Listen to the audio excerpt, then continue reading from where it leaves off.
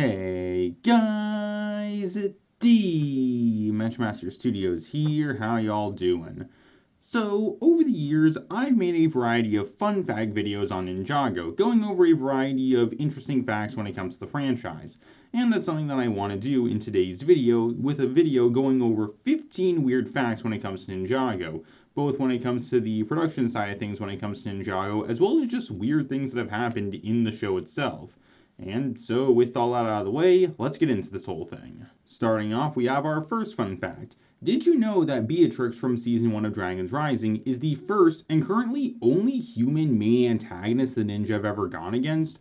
When it comes to the various villains that the ninja have gone up against, both before and after Beatrix, they haven't been fully human. Usually the ninja end up going up against non-human villains like Garmadon and Pythor, or in the case of villains who are human, like Chen or Harumi, they usually end up gaining some kind of power at one point or another when it comes to the show, making Beatrix the one and only main antagonist the ninja have ever gone up against, who's been fully human, who hasn't gotten any kind of powers or transformations or anything. Moving on, another fun fact has to do with years. Specifically, there's only ever been one instance in all of Ninjago when a specific year has ever been given, with that being all the way back during Season 7, where Zane said his iconic line of, "The treadmill was invented in 1818. This is actually the one and only time in Ninjago history a specific year has ever been given for anything. Normally, we're only ever told that something happened a certain number of years ago, and that's it. So again, this is the only time a specific year has ever been given. Also, in case you were wondering, yes, the treadmill was actually invented in 1818. Zane was right about that. Similarly, going all the way back to Season 2, that actually gives us our one and only instance of a day of the week being mentioned when it comes to Ninjago. Back during Season 2, at the beginning of the episode The Stone Army, Lloyd asked the question, is it Wednesday already? Not only is this the first and currently only time a day of the week has ever been mentioned in Ninjago, but this is also a fourth wall break, because at the time when Ninjago was airing on Cartoon Network, new episodes were released on Wednesdays. Moving on, we now have a somewhat more well-known fun fact, but it's something that I still want to bring up, and it's that when it comes to Jay and Nia, the two of them were the only ninja who appeared in every single episode of the Will film era of Ninjago. Meanwhile, all the other members of the team didn't. Obviously, Lloyd wasn't around back during the pilot season, so he wasn't in the first few episodes of the show, but when it comes to the rest of the team, the big reason why they weren't in every single episode was, of course, because of Notakon trapping them in the Jin Blade during the events of Skybound, with Notakon trapping Kai, Zane, Cole, and Lloyd, thus resulting in Jay and Nia being the only two members of the team to appear in every single episode. Also, here's a bonus fun fact, which is something else that's usually shared, but I still want to bring it up, and it's that when it comes to the intro of Skybound, the order in which the ninja appear is actually the order in which they're actually captured by Notakon, foreshadowing that, which I do think is a neat detail, actually. Moving on, something that's often seen when it comes to Ninjago is the ninja going up against various four-armed antagonists. However, if you were to actually count up the number of four-armed antagonists the ninja have gone up against over the years, there's only 6 major antagonists the ninja have gone up against who have 4 arms. And in order, they are Samukai, Lord Garmadon, General Kozu, Notakon, Mr. E with the Mask of Hatred, and the Overlord during the events of Crystallized, which in total adds up to 24 arms in total, taking all the villains into account. And also, bonus fun fact when it comes to the Overlord, not only was he the first and only four-armed antagonist the ninja went up against during the Wildbrain era, but he is also currently the last four-armed antagonist the ninja have gone up against, as they haven't gone up against any four-armed villains during the events of Dragon's Rising. Moving on, here's something that I personally find to be really interesting.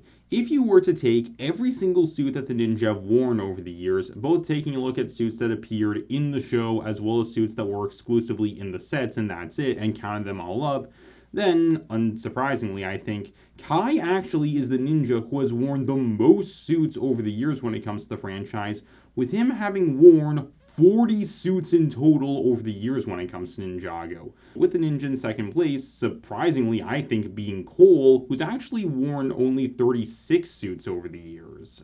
After this, I now want to go over something interesting about the original concept idea for Ninjago, as originally, Kai, Jay, Cole, and Zane weren't actually going to have elemental powers, but instead they were going to have personality and character traits that were related to the elemental powers that they had. And not only that, their interests were also pretty different. Originally, Kai was going to be as agile as fire and was initially a dancer. Zane was going to be as cool as ice and had an interest in snowboarding, something which was actually brought back in Quest for the Lost Powers. Jay was originally going to be as fast as lightning and had an interest in video games, which obviously carried over into the main show. Also, in the original concept video pitch for Ninjago, you can clearly see he's playing Wii Sports. And finally, Cole was solid as the earth and had an interest in mountain biking. Also, another fun fact when it comes to Cole, but in the original idea for Ninjago, Cole wasn't actually going to use a scythe originally. Instead, he was going to wield a bow staff, and that was also going to be his golden weapon as well. After this, I want to circle back to something that I brought up earlier, specifically when it comes to Season 6. Earlier, I brought up a fun fact about Season 6, but I actually have another one, specifically when it comes to Garmadon. Because, believe it or not, Season 6 is the only Will-Film season of Ninjago where Garmadon is neither seen or referenced. He physically appears in every single season of the Will-Film era of the show with the exception of Season 6, and he is referenced during Day of the Departed, as that is who Lloyd and Misako end up honoring on Day of the Departed, even though he doesn't physically appear. Again, that makes Season 6 the only time in the Will-Film era Garmadon is never seen or brought up at any point, which I do think is really interesting, and I feel like it also goes to show just how big of a deal Garmadon was, considering, again, he was in every other season. After this, I now want to talk about Zane. And when it comes to Zane, he's actually had a surprisingly large number of alternate versions of him that we've seen over the years, with most of them being villains. Initially, we had General Cryptor back during Season 3, who was of course an evil version of Zane, primarily with his personality being the exact opposite of Zane's. After that, we then have Echo Zane, who we met during Season 6, who's another version of Zane that was built by Dr. Julian. After this, we then have Mr. E, who was an evil robot who worked for the Sons of Garmadon, and even though he isn't technically an alternate version of Zane, I still want to include him because the original idea for Mr. E is that he was going to be Echo Zane. After that, we then have the Ice Emperor, who of course Zane ended up turning into during the events of Season 11. And finally, we have Mr. F, who's meant to be an upgraded version of Mr. E, who again was meant to be Echo Zane initially. After this, I want to go over something that, to my knowledge at the very least, has only ever happened once when it comes to Ninjago, and that's an instance of a character being recast in Ninjago, only for them to be recast a second time, but the original voice actor ended up returning. And this is something that, again, to my knowledge, has only happened once with the Mechanic. The Mechanic was originally voiced by Michael Antonikos, I'm sorry if I mispronounced that, during Season 6. However, when the Mechanic briefly showed up in Season 8, he was instead voiced by a different person named Alan Marriott. Again, I'm sorry if I mispronounced that. However, Michael Antonikos would eventually reprise his role as the Mechanic starting in Season 11 and has been voicing him ever since, which again, to my knowledge, makes this the only instance of a character being recast in Ninjago only for the original voice actor to reprise that role, which I do think is honestly really cool actually. Up next, I want to take a look at the side characters for Ninjago. Specifically, I want to take a look at the side characters who have shown up the most when it comes to Ninjago. As in total, there are 2 side characters who are actually tied for making the most appearances across Ninjago, with those 2 characters, unsurprisingly, being Dareth and Misako. Excluding Dragon's Rising, when it comes to both Dareth and Misako, the 2 of them actually both appeared in every single season after their introductory season, save for 2 seasons each, with Dareth not showing up during the events of Season 13 or The Island, and Misako didn't show up in Season 11 or Season 12. But outside of that, again, they appeared in every single season following their introduction, which I do think is honestly really interesting, actually. After this, let's now take a look at Samurai X. So, as we all know, back during Season 7, we were introduced to a brand new Samurai X, and it was ultimately revealed during Season 8 that Pixel was the new Samurai X, and that's been the role that she's had ever since then.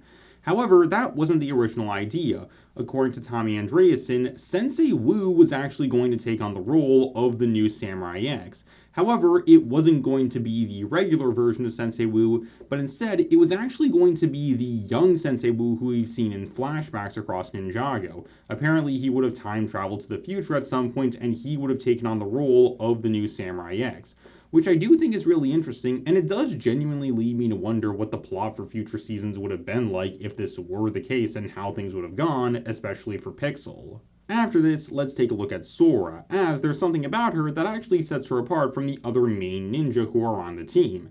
And it's that Sora is the only main ninja who doesn't have a last name. Meanwhile, every other main member of the ninja team, not including Wildfire and Frag, do actually have last names, whether they've been outright confirmed or they've been given last names by some form of media for the franchise, even if it hasn't been officially confirmed. Lloyd, Jay, and Aaron all do have officially confirmed last names. Lloyd's, of course, being Garmadon. Jay has two last names, the first one being Walker, which he, of course, got from his adoptive parents, and his other last name is Gordon, which he got from his biological father, Cliff Gordon. And finally, when it comes to Aaron, his last name was indirectly confirmed during Season 3 when we saw his parents' graves, and as the last name on the graves reads Nevid, and I'm sorry if I mispronounced that. When it comes to Zane, it's interesting because he has two last names that have actually been suggested. This is an idea that fans have, and given Zane's creator/father is named Dr. Julian, and the other one was shown off in a blooper reel that was released for Ninjago a while back, where we saw the characters being portrayed as voice actors, where Zane was given the last name of Roberts. Meanwhile, when it comes to Kai, Nia, and Cole, all three of their last names were also given in that exact same blooper reel, which, fun fact, also showed off Jay's last name being Walker for the first time. And when it comes to Kai and Nia, their last names were said to be Smith, meanwhile Cole was given the last name of Buckets. Now, when it comes to Kai, Nia, Cole, and Zane, again, those haven't been officially confirmed last names, but again, every other main ninja does have a last name in some way, meanwhile Sora doesn't, which I do think is honestly really interesting, actually. Speaking of things that have been confirmed by Tommy Andreasen, I actually want to take a look at something else that's been confirmed by him, specifically the ages of Ninjago characters, because, to my knowledge, Tommy Andreasen has actually confirmed the age of two Ninjago characters, with those characters being Ronin and Moro, surprisingly enough.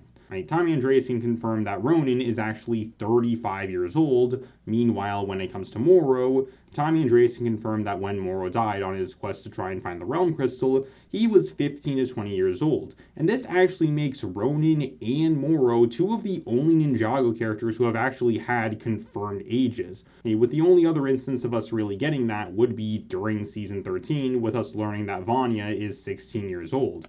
Outside of that, we don't actually know the ages of any other Ninjago character. And finally, one last fun fact that I want to take a look at has to do with Kai, and it's something that sets him apart from the other members of the original ninja team, and it's that when it comes to Kai, he is actually the member of the original ninja team who has actually gone the longest without being turned into something non-human. Meanwhile, that's something that has happened for all the other members of the original ninja team.